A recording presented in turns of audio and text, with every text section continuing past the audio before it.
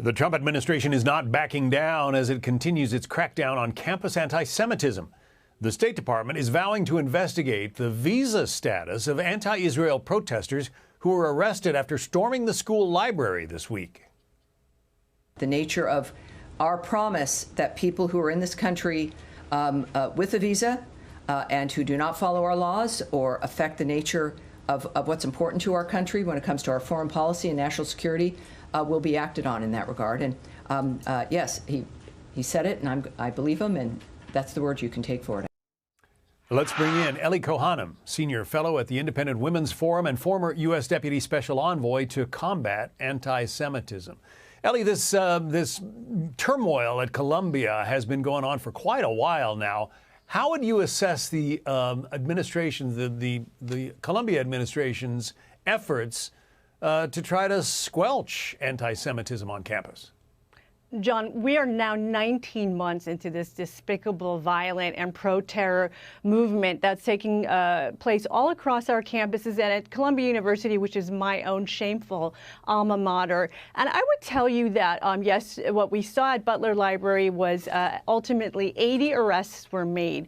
And any movement that we're seeing that's progress towards shutting down this anti-Semitic movement is because there's a new sheriff in town, because we've got President Donald J. Trump back in the White House. And his administration has taken forceful steps, as he promised us on the campaign trail. So what we are seeing right now is, yes, the promise that there are foreign elements in our country that are here to undermine our society.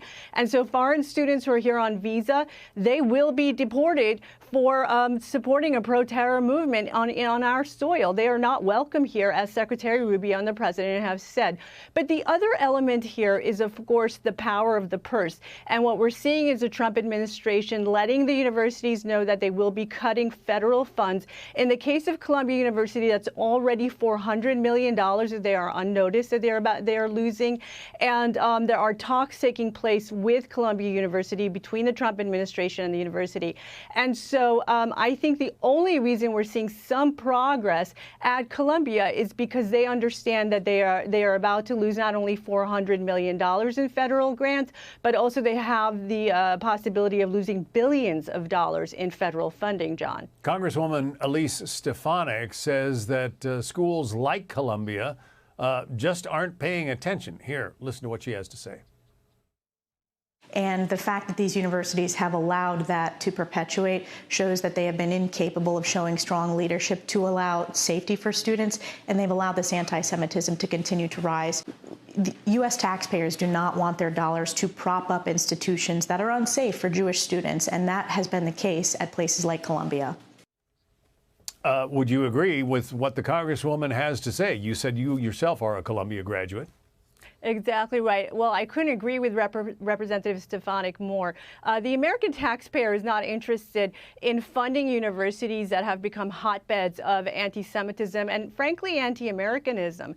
The student group that organized this Butler Library takeover has issued manifestos where they are literally calling for violence and literally supporting terror movements that the United States has designated as foreign terrorist organizations. And so we cannot have any tolerance for this violent movement. Everything that we're seeing stands against American values. And I want to tell you something, John. Ironically, May is Jewish American Heritage Month. President Trump issued a proclamation back in May 2020 noting the month and celebrating Jewish Americans. And so I really encourage everyone to take a look at JewishAmericanHeritage.org, learn about how Jewish Americans have contributed to our country and have helped to make our country a great place for all of our citizens.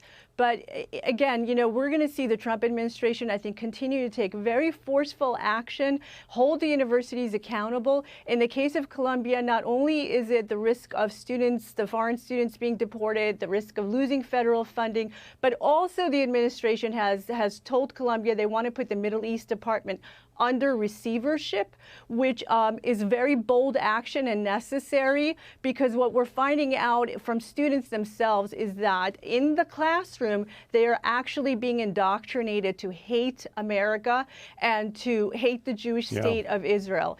And so all of this action is very welcomed, I think, by all Americans who want to finally see an end to this anti-Semitism. And I love seeing how all of these brave protesters are fully masked so that you can't identify them, at least, you know, while they're out there railing against Israel. And I have to say, the Trump administration has demanded that there should be a no masks policy. Ellie Cohanim, good to talk to you. Thank you. You too, John. Hey, Sean Hannity here. Hey, click here to subscribe to Fox News YouTube page and catch our hottest interviews and most compelling analysis. You will not get it anywhere else.